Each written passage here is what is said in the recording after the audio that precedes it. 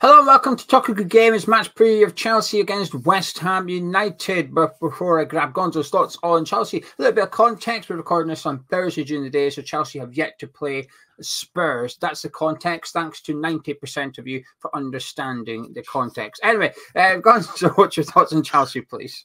I'm looking forward to the 10% comments, actually. Crazy football club, actually. I do wonder if Todd Bowley, if he had his time again, would have bought Chelsea. I keep thinking that every time I sort of see the pickle that they're in, really.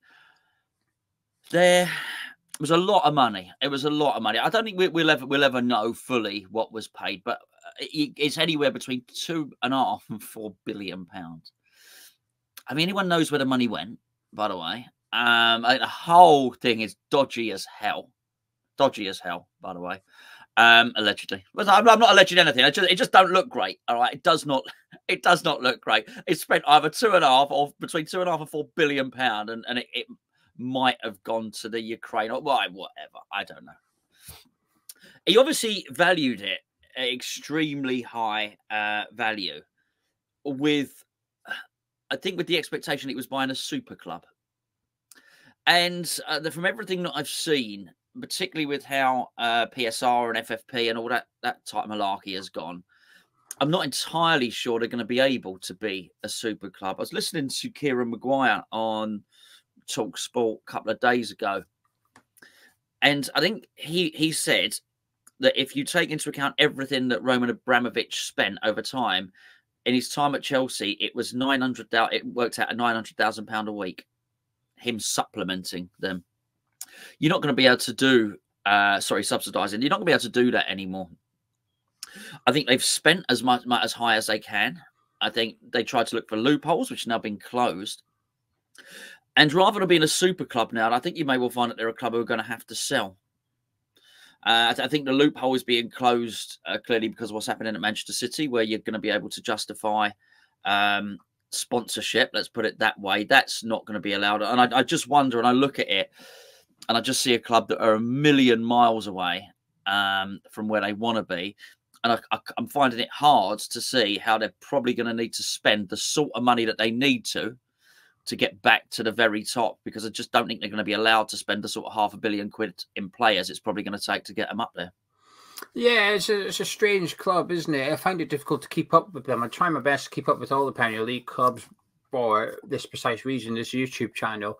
In most clubs, it is pretty easy to keep up with. Generally, all you have to do is listen to one of their fans' podcasts once a week, and you get the general gist of what's going on at the club. Chelsea, I think you always need to tune in every day in order to keep up, or very quickly find yourself out of date. There's a lot going on at that club consistently. And I think when Bowley went, I think he came across as somebody who was, to some people, smart, and to some people a little bit silly. But regardless of what your interpretation of what he was doing, how he was doing it, he was finding loopholes in the financial system. He was signing players on longer contracts, spread it over longer years, happy days.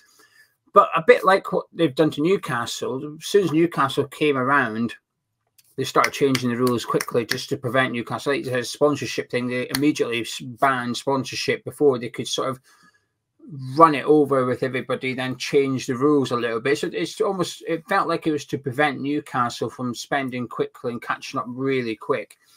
But as a repercussion of that, other clubs like Chelsea who wanted to spend money sort of got punished because of those new rules.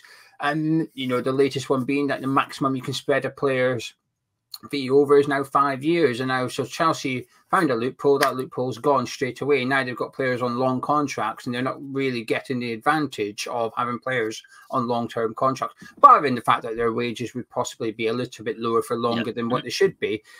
And they're now in this situation where, you know, the new PSR rules have been voted through, and it's to do with sort of the baseline of TV money from the lowest club in the Premier League. And if they did it at 6 times the revenue, 19 of the clubs are adhering to the new rules. Chelsea are the club that's gone over the limit. So no matter what rules they put in place, and I have an issue with them changing the rules financially so frequently, I think, because you can sort of comply to these ones, change the rules, and suddenly overnight you're no longer complying. I have an issue with that.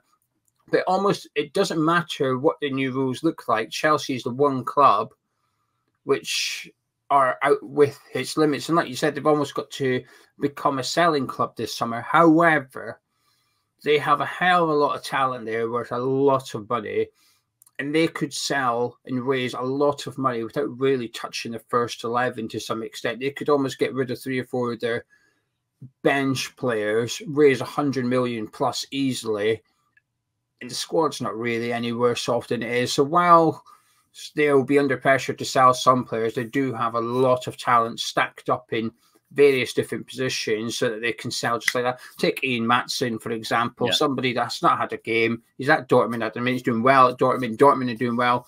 He'd be worth 20 million plus. They don't need him. He's not a squad. They've still got CHEWHU and Cucurella. They do not need Maatsen.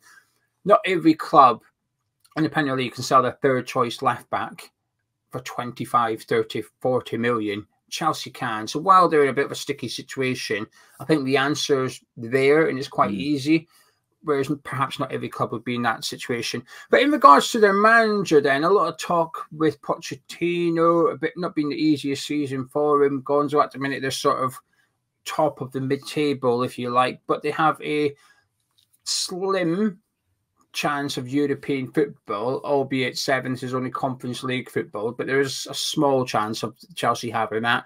What do you make of the job he's done this year? Pretty poor, really. All things being considered, he does have a lot of players at his disposal. I mean, we just highlighted it with a sense of bringing in revenue. But even if you've still got all those. You still have 3 left backs to choose from, and they're all bloody good. 2 of them are like £50 million ones, aren't they? And I mean, it's crazy. Really, they've been able to bring in. I mean, what was the guy's name? The Ukrainian Mudryk, something like that. Is that his name? Yeah. I mean, he was wanted by everyone. Arsenal tried to get him. He was the guy. Arsenal paid for his flight. There you go. He was the guy that everybody wanted. So they went out and got him. So clearly there's some, I mean, I've not seen it, but clearly there's some talent there. So he's got someone like that to go and get. They hoovered up talent in midfield. Where they got Caicedo and they got Lavia. People wanted Lavia. We'd have taken Lavia. Yes, please. We'd have had him. I mean, does he play? I haven't really seen much. I don't watch much of Chelsea, but I haven't seen much of him. Caicedo looks like a shadow of a player that was playing for Brighton, and I just think that I don't think he's getting the best out of his players. I think that's probably the short version of what I'm saying, and I think he's level. I'm not saying this to make a soundbite or anything like that, but from everything that I've seen, be it there, be it at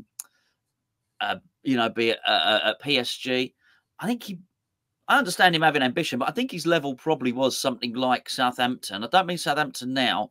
I mean getting the best out of a bunch of players that were. With a good academy and good technique and whatnot. He got to a Champions League final with Tottenham. Ultimately, I look at Pochettino, I don't see a winner.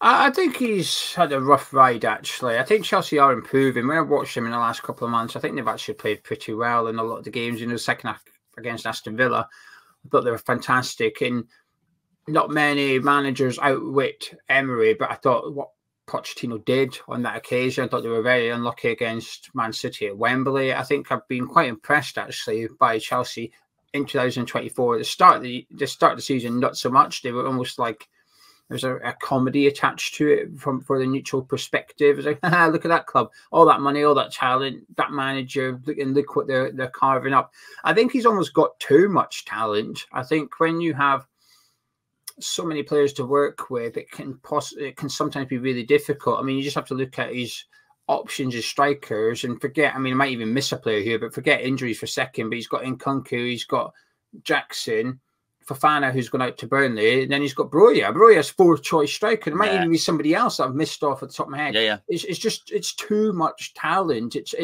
I think sometimes, I'm not saying small squad like David Moyes, just 13 players, but I think sometimes. I don't know. You look at him at the minute where he's right back at options. He had Reece James, he's got Gusto, and then he's got Gilchrist coming through, who it looks all right actually, but it's just like that guy would possibly be second choice at a lot of Premier League clubs, and he's third at Chelsea. It's just too much. Do you think they should stick with him, or do you think they should sack him? Because there's a lot of rumours regarding his future. Yeah, I'd sack him. Yeah, definitely. I'd sack him. But that doesn't mean that anybody else is going to go in there and do any better, because I think there is a problem with the ownership. It looks scattergun, and that might be a contradiction, but they didn't know what they were doing with Potter. They didn't know what they were getting. I don't think they know what they're doing with Pochettino, and whoever they pick next. There doesn't appear to be a clear direction at the club, which I understand is completely. I'm not being a hypocrite, because I admit that is the case. That at West Ham, we are we're a club with a crisis of identity ourselves. You don't really know what the direction of the club is. I haven't got a clue what the direction of Chelsea is. I think maybe when they work out what they want to be, then possibly they should go and select a manager. But yeah, I can't see any. There's no part in my mind where I see Chelsea winning. Well, obviously not going to win anything this season, but even winning anything next season, just can't see it. Would you take him at West Ham? Yes, but things would have to change. Things would have to change at West Ham, as I say. There's too many people pulling in too many directions at West Ham. We've got a technical director charged with mandated with bringing you through. It doesn't seem to be able to do that. We've got a technical director. We've got a football director who's meant to be bringing players in, and he doesn't seem to be able to do that. We've got a crisis in terms of what style we want to play. So yeah, I think he would come in at West Ham and find West Ham just as much of a muddle as Chelsea, albeit a slightly different one. I mean, I'd take him at West Ham, and I think Chelsea should stick with him, actually. It depends on who's available, I guess, but not much appears to be the answer. Is one of the best available sort of out-of-work managers this summer will actually be Thomas Tuchel, ironically enough, and they're not going to go get him. And, Ruben Amorim might be the obvious candidate for them, because he's certainly pimping himself out for a job in the Premier League, and he's a bit fussy as to which one he goes to. So I think Chelsea or Man U are now his only two possible and likely destinations if he gets a job this summer. So maybe someone like Amorim, but again, he's only going to encounter the same problems as Pochettino. And like I said, I do feel like in the last few months, I think Chelsea have been playing better football and getting slightly better results. I haven't looked, I could be wrong here, but I feel like they've been getting better results, and I think there's maybe something there to build on for next season, and offloading some of the talent might not be a bad thing. The only thing I would say, if you're going to keep Pochettino, you've got to offload talent. What you can't do is sell the players he's actually using. You'd be better off selling Reece James than Gusto, for example, because I think Gusto's been. Well, actually, we'll get on to him in a second. Last question about Chelsea then, Gonzo. Players you admire? Yeah, not too many, truth be known. As I had a little think about it, I knew you were going to ask it. Obviously, Cole Palmer's the obvious one. And from what I've seen, the lad Madueke seems to have some talent. Everybody else, and I don't watch much Chelsea. I'm not going to pretend otherwise. I like the old versions of them. I like Caicedo, but like the Brighton version of him. So I'd say the same with Cucurella. I think Raheem Sterling's a good player, but he used to be the old version of him. Well, yeah, I mean Thiago Silva. Yeah, I used to like him. I just. Fernandez, he was a good player. I mean, you wouldn't be you're not getting 100 million back for him now. So I think there's a lot of players who have got worse at Chelsea. The one player that hasn't got worse, it seems, is Jackson, who we played them really early in the season, and he looked a real live wire. But he missed a lot. There was a lot of miscontrol. There's a lot of missed chances. Actually, Sterling was great in that game against us early in the season, actually, which was a really, really good game for West Ham in the end. But Chelsea, we came out on top, but Chelsea battered us. And you looked at Jackson, you thought, well, hold on, he seems to have talent there, but maybe some goals will come.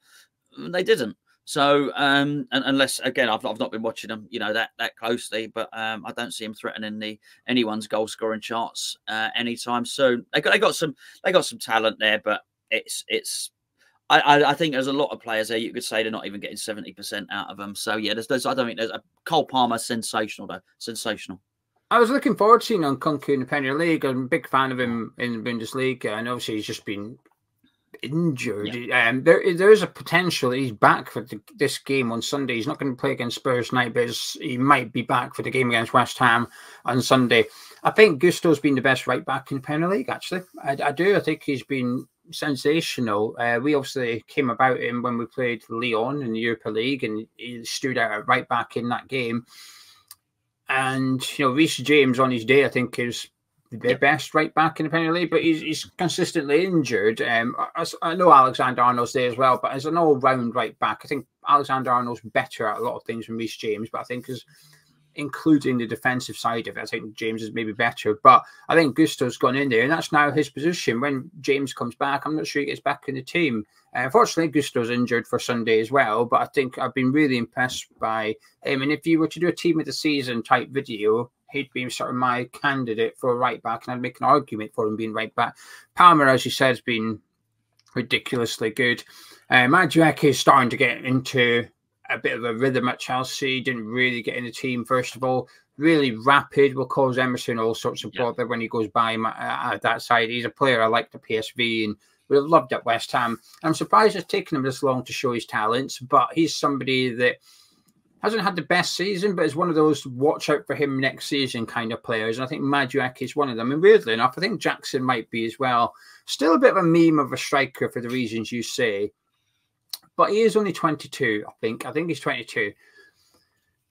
And I think his movement, his anticipation, his timing, his runs, I think they're fantastic. I think his work rate's really good. It's just his composure in the 18-yarder is just terrible. His decision-making is very questionable as well. But I think that type of things can be trained. He can be taught how to finish and what to do, just so that when he gets his confidence up, he's hitting the back of the net.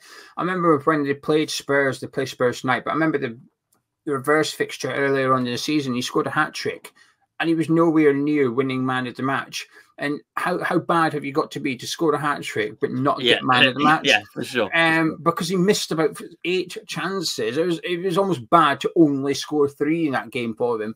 But when I watch him, I think he's such a handful. I do think there's a lot of potential there. It's just, can Chelsea get out of him? And can he go on and, like you said, start scoring on a consistent basis? But I like a lot of what he's got about him. But strikers judge on what he does in the 18-yarder, and at the minute it's not happening for him. But I'd imagine his goal haul's quite reasonable for somebody that's 22 years old playing his first season in the Premier League, and I expect him to go on and become better next season. Anyway, enough about Chelsea. Time to talk about West Ham. But before we do that, I just want to point you in this direction of sponsors of this video, which is Match Bingo. Now, listen up. Even if you don't like Eurovision, I know you're thinking why you mentioned Eurovision is Saturday. The final for Eurovision Saturday.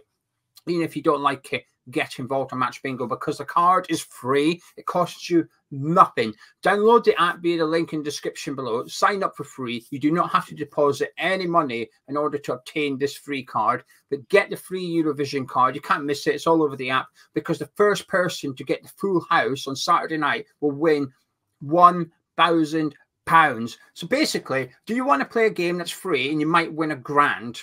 If the answer is yes, get it downloaded. But not only is there the Eurovision card, Arsenal play Bournemouth on Saturday as well, and that card is also free. For the Chelsea West Ham cards, £2 per player, so please do gamble responsibly. Basically, you get 15 things you need to happen. The first person to get the first line wins £25. First person to get the second line wins £50. And first person to get the full house wins £100. Like I said, get your hands on that Eurovision card because the full house is £1,000 cash. Deposit no money in order to get it. Please use the link in the description below so they know you've come from Hammers Chat. So a massive thank you once again to Match Bingo for their support of the channel. Right, Gonzo, would you like some team news? Yes, please.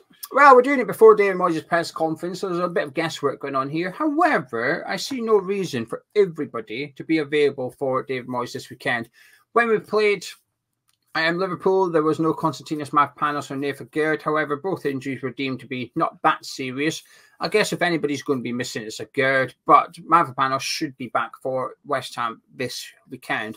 So for the sake of the preview, Gonzo, I'd like to include everybody because I'm intrigued as to what you would do in defence if everybody was available. So you've got a fully fit squad for this one. Oh, good. Well, I'm going to utilise this fully fit squad actually, and make some ring the changes, of course. I look, Areola in goal. I think that's a must. I think. Certainly when me and my old man did our video over on Patreon, and he seemed to think he was still carrying a bit of a knock, which I think might have affected his distribution somewhat. So I'd imagine we'll see a fully fit Areola. So yeah, let's get him back in there. My back four. I mean, it is interesting what you say about Gerd. I wonder if we'll see him in a West Ham shirt again. Actually, yeah, I agree with that. So with that in mind, I would go with Johnson, Mavropanos, Zuma, and Emerson on this one. Yeah, I agree. It feels a little bit like, I mean, some will put first to foul because I thought he did okay against Liverpool. I don't think he played. Some people thought he was the best player. I don't adhere to that. I think Luis Diaz gave him the runaround. However, I think famous last words. I think he'd do okay with Mudryk. I think the threat comes on the other side with Madueke up against Emerson. That's my concern for this game. But I do feel like the defence picks itself, really. There's very little competition there. Yeah. I don't want to see Creswell against Madueke. Bonner did okay against Liverpool, but Liverpool were really under par last weekend. It was an easy game for the centre-backs to cruise through without actually being called into action too much. So, yeah, I agree. Mavropanos, Zuma, Emerson, then Johnson at right back. Moving into midfield, what you got for me? Well... yeah, this is. I am gonna play Souček in this one because I think we're gonna need him. Really strong defensive performance, lots of headers and interceptions and all that type of stuff against Liverpool. And that's very much how I'm viewing him at the moment. And obviously I'll play Edson Alvarez next to him, who's just a key pivotal player. And yeah, it's so much. It's actually the rumor that hurt me most was when I picked up and read that maybe Edson Alvarez might be looking for a way out of the club. But honestly, it's funny. Your instant reaction sometimes tells you everything. No, not him. You know, because I think he really has softened the blow of Declan leaving. Look, clearly we're not a better team for Declan Rice leaving, but he's softened. He's the one midfielder that looks competent in terms of playing midfield, which is why I've said, you know, Souček, I've quantified my reasoning because of his heading, because of his discipline and all the rest of it, but actually someone that plays as a midfielder. I feel he's our only one, actually. So yeah, I'll play them two in central midfield. I would play Edson Alvarez and Lewis Orford. I think this season's done for us. We might, listen, worst case scenario, we end up in the bottom half of the table. Truth be told, I've given up Kevin. I know, obviously, for the club, there's a heavy financial incentive of around about 2 million per position. So finishing 9th and finishing 11th is 4 million quid. It's a lot of money for the club. I appreciate that. But at this point in time, my excitement for this game and for the remaining 2 games is pretty minimal, actually, and putting someone like Orford in there will get me excited a little bit and give me something to look forward to. And it's a no-risk game. If Orford plays, he doesn't play well, we don't win, so what? There's nothing it's not like we're going to miss out on European football or getting knocked out of a cup competition or anything like that. Plus, I think Chelsea, they're not the most physical team, certainly in the middle of the park. They're not the most physical one. They're combative. They'll get stuck in. And Gallagher, Casado, they'll hassle you. They'll press you. They'll put their foot in. But they're not necessarily going to bully you or kick you to shreds or anything like that. And I think the game might actually suit a player like Lewis Orford. We're not throwing. It's the deep end in the sense it's Stamford Bridge, it's a Premier League game. But actually, I think it's a game where he might actually do fine in there. I wouldn't play him against Everton, for example, because I think Decore and Onana and that might actually physically dominate him.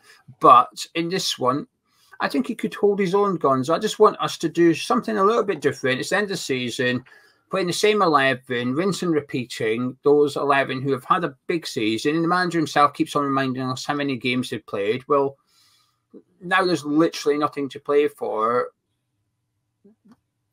Give them a rest, give them a break, take them out. You know, some of them have got football to play in the summer. Like Thomas Suchek will be going away in the international, so take him out and give him a breather. So actually, when he goes away, he's in a good condition. He's able to go play, and he's not knackered for the Euros. So I'd play Orford. Moving up to your attacking three midfielders, I assume. Yeah. I'd play Bowen. I'd play Earthy, and I'd play Kudus. But I would have them interchanging. I want to see Kudus popping up in the middle as much as possible. I don't want to see him, as we say, in a graveyard shift on the left-hand side. I want to see Bowen popping up sometimes on that left-hand side and crossing early with his left foot. I want to see some real interchange, actually, within that, and for it to be really, really, really fluid, and maybe give the Chelsea backline something to think about, just a surprise. Where's Bowen? Where's because well done, he was there. No, he's over there in the middle. Who's this guy? I'm talking about floating around. I'm not saying he can fly. I'm talking about Earthy, picking up positions and doing what he does. I'd like to see getting some long shots off as well. So I'd like to really threaten them, and obviously Mikel Antonio up front. Yeah, would you like to guess what my four would be? Yes, you're going to go with Kudus in the middle, Cornet on the left, Bowen on the right, and Antonio up front. Tick, tick, tick, tick, tick. 4 out of 4 for you, sir. Congratulations. Yeah,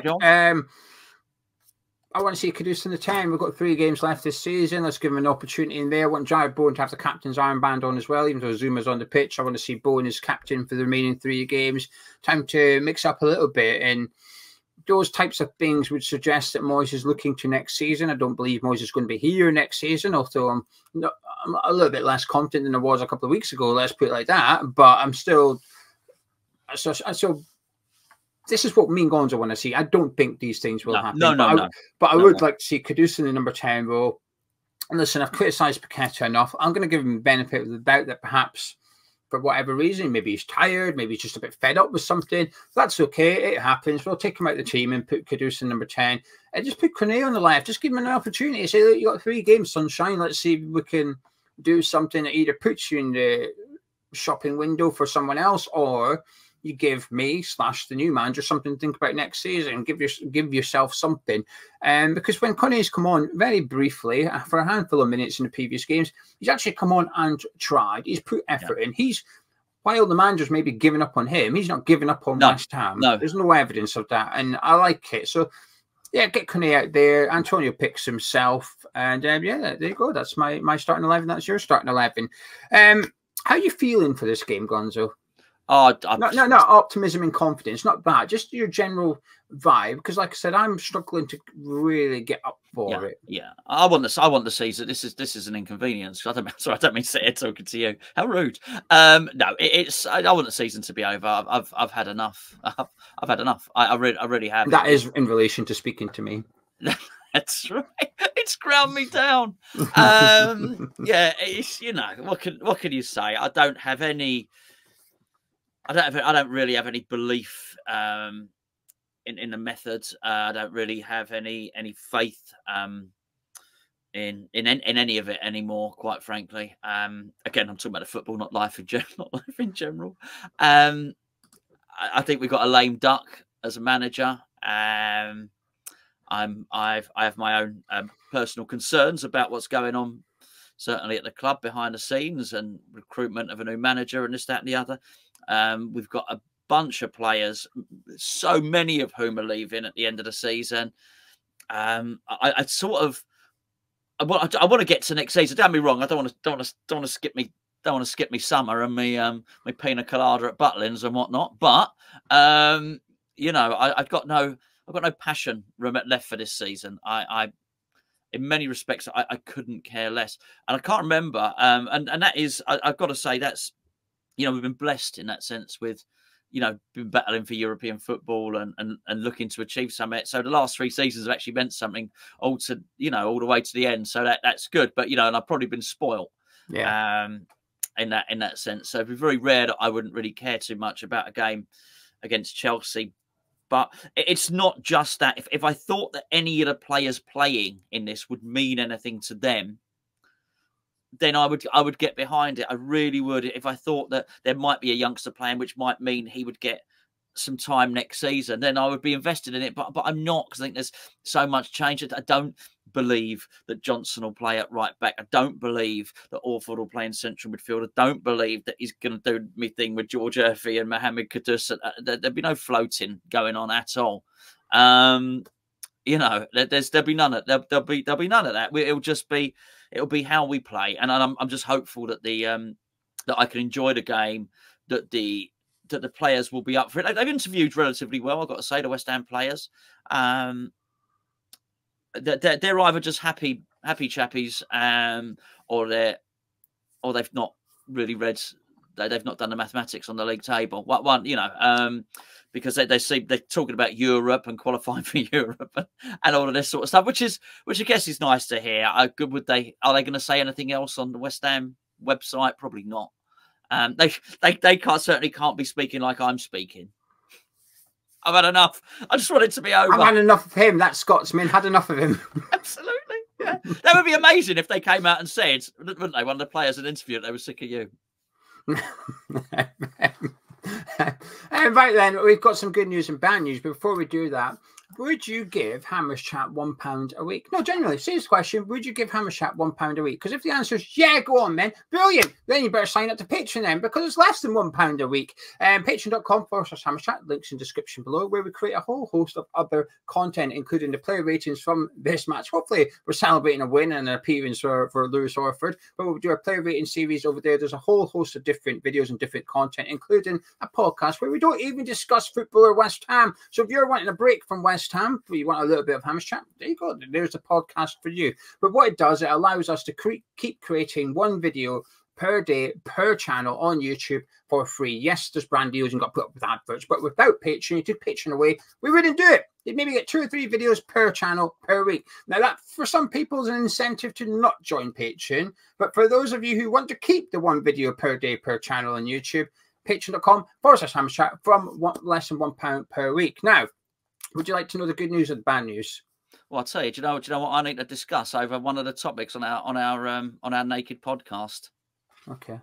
Biscoff has taken over. I've had enough. We're going to discuss this in a minute. But go on. What were you going to say? Would you like bad news or good news for the viewers? But one would you like me to deliver first? Always the bad news first, because then it can only get better. This Paqueta shirt was up for grabs in the prediction competition for the Liverpool game. We've had a winner. Somebody has won this signed Paqueta shirt. That's the bad news. Oh, because I haven't won it.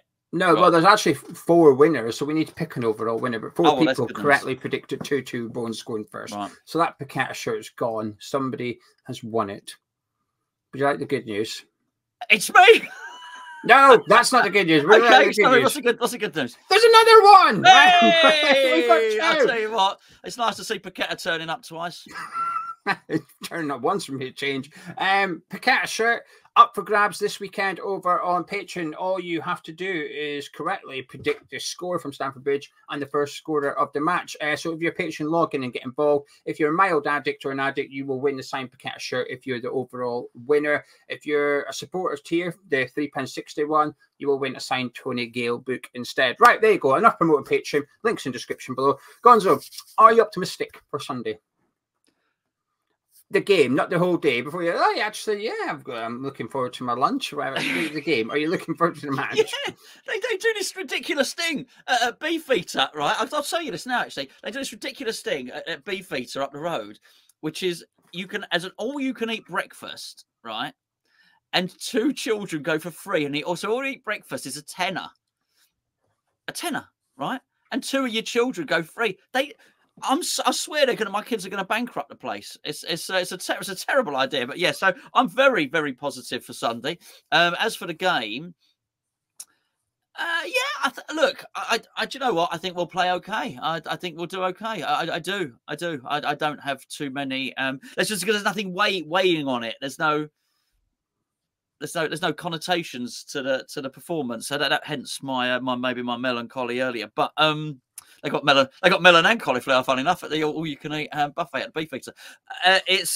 Mate. You know why not? Why not? I'm looking forward to it. I think we'll do okay. I really do. Which might actually, ironically, if we win and then we still can't qualify for Europe, might be. And then I'm going to be really. All I've been doing, I'll be moaning about Sheffield United and Burnley and things like that. Yeah, Crystal Palace and Fulham, all those games, those opportunities to go 6, the ones we've messed up in the past, yes. I think we'll do fine as well. I think Chelsea playing Thursday night and us playing on Sunday helps us, obviously. And I was waiting to see a little bit of an advantage against Liverpool in terms of fatigue. Didn't really see one. But I'm hoping that, given that it's Thursday, Sunday, and it is difficult, right? As much as we grumble when Moyes keeps on mentioning it, it does take its toll. And it's not just us. There's other teams that suffer the same consequences. And when everybody's doing it, including well-run clubs, there's something in that. So I think it will impact Chelsea to some extent. Obviously, it benefits them that they're playing in London for both games, so there's no travelling involved with that. But they'll play Thursday, Sunday. So that's one advantage for us. We've had a week off. Pretty much a full squad to choose from. There's almost no excuses for us not to perform well. The only reason we won't, which is not an excuse, two slightly different things, the reason we won't is there's little motivation there for the players. Come on, boys, we can get 9th in the table. Let's go. It's not the most inspiring talk that David Moyes can give to his players. But then that's why maybe change your team so that the players you bring in don't need that motivation. They don't need that qualify for European football. Actually playing is enough of a motivation for them. And I think some players that will be. Souček, Ward-Prowse, I've got no questions about them. I think they'll turn up, and we tend to do okay against Chelsea. I always feel like we've got a chance against them regardless of the situation. We do up our game. But in previous seasons, we've had players who understand the fixture, such as Declan Rice and Mark Noble. Do we have those players anymore? Maybe 1 or 2, but not many. So I'm actually, to some extent, while I'm struggling to get up for the game, I'd imagine on Sunday I might look forward to it a little bit because the pressure's off us now. There's no, we have to win to go 6. That's gone. What we can do is just annoy Chelsea. If we win on Sunday, it prevents them getting European football, possibly. Newcastle, Man United will benefit. So take your pick as to which one you dislike the most out of 3.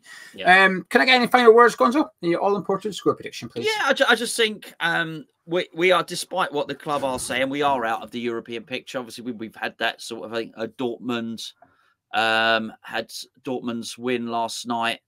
Had some sort of connotations with regard to the Champions League places, which means it's 4 rather than 5, which in then would have a knock-on effect. I think it was confirmation last night. That it was. It's 100% now, but Germany have got that other spot. Yeah, so basically it means the Premier League don't get 8th, so it's top 7. With that, West Ham are getting nothing now this season. So I've often there was a period, certainly, Geo, when we had no centre-backs, none. And we had to rush Issa Diop back. We had to rush him back. And even then, do you remember Elise didn't get a game at centre-back? And I remember looking at it saying that he would now know that there are no set of circumstances where he will be played at centre-back. I've also seen it happen since then with other youth players. I saw it happen with Mabama when we had no... Well, if Bowen was out, Antonio's, and he still didn't start with Mabama. And I said then, Mabama now knows there are no circumstances under which David Moyes will use him. We hear for year upon year how we can't use youngsters because we're challenging for Europe, or even before that, we might be fighting off relegation or this, that, and the other. If David Moyes does not start a youngster in this game, you can very, very safely say that there are no circumstances where he is going to change his ways and start playing young players. I understand the argument. What's the point if you've got to go for something? And what's the point if you're only going to be here? He actually has a chance. He actually has a chance to go out on a high. Actually has a chance to actually go out with a boast that actually, if next season, when it's levelled at him, or Moyes didn't bring youngsters through, he can turn around and say, "Well, hold on a second, I gave George Earthy his thing. I gave Declan Rice the captaincy. I gave Lewis Orford. I played Lewis Orford away at Chelsea, or whatever it is he wants to do. There are no reasons not to, and so that's going to be, well, it's not going to be interesting because he's not going to do it. I'm not going to sit here and pretend, I'll be interested to see whether he does or he doesn't. I'll call it now. He's not going to do it because it's not in his nature. It's the frog and the scorpion again, unfortunately. And but anyway, I am hoping that people can finish on a high. So I'm looking at small stories here, and one of the big story I'm looking forward to in all of this, because I don't have any faith in the youngster stuff, is I'd love to see Jarrod Bowen adding to his goal tally and just finishing the season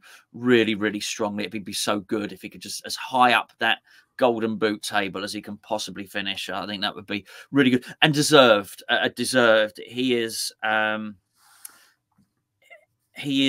Somebody said the other day he already is a club legend, and I understand their reasoning, but I just think you've got to finish first before you reflect back. For me, but he's already done enough. He's already qualified. He's qualified. Yeah. He's just not in. He's not in the Hall of Fame yet because he ain't got his pipe and slippers on. Do you know what I mean? And he's a remarkable footballer. He's a remarkable footballer, and there's a steady Eddie comfort blanket feel to this man. Which when I'm hearing about Paqueta or Kudus buyout clauses or even Edson Alvarez leaving, I just got this faith. You know what? Even if all that crap happens, we got Jarrod Bowen, and as a West Ham fan, that means something. It really, really does mean something. So I will absolutely, whilst I want West Ham to win, yes, but I'll absolutely be waving the flag for Jarrod Bowen in this game, because I think out of almost anyone and everyone on there, he'll be the guy here next season, and you know, so that's something. So hopefully Bowen's on fire. There you go. And your score prediction? So. I think, funny enough, when you said that Alicia game you're referring to was Chelsea away as well. It was this fixture a couple of seasons ago. Right, yeah. I remember it well because we put out a really patched up team in between the Europa League games. And we did all right in the game, actually. I think we had like Yarmolenko and all that starting, but we did okay. It was just, there was no Alicia at centre-back. I'm going to say 1-1. I think it's one of them that I struggle to predict because obviously Chelsea played Tottenham tonight when we're recording, so that obviously plays in. If Chelsea going below Spurs away 5-0, it's like, oh, okay, I think we might lose. But saying that, if Spurs go smash Chelsea 5-0, I think, hey, man, we might win this game on Sunday. So I'll just sit on the fence for this one and say 1-1 because that's my prediction as of now, prior to what I see in tonight's game. But anyway, there you go. That's our preview. Hope you've enjoyed it. Get involved below in the comments, but there are a couple of links that you'd acquire are in the description below in the pinned comments of this video. Download that Match Bingo app, Bill. Eurovision. You can't miss it. It's there on the homepage. Just click on it. Click purchase card. It says free. You do not need to deposit money because somebody will hopefully, it's full house, someone will win £1,000, but there's also an extra pot, which is the bonus full house. So anyone gets full house but weren't first will get a share of that pot, which is also £1,000. So there's a lot of money up for grabs in Eurovision, and there won't be that many people playing it because the app's not that big yet. So, and we've had loads of winners, over 30 winners on house. I'm closer to 50, Geo, I'm sure. Yeah, I was just being conservative. And lastly, patreon.com/HamsChat. If you can support the channel, that would be much appreciated. Myself and Gonzo, if you're going to the game, enjoy it. If not, we'll catch you an hour and 5 minutes for a kickoff on Sunday, which I think is a 2 o'clock kickoff. We will see you at 12:55 in that case. Catch you then.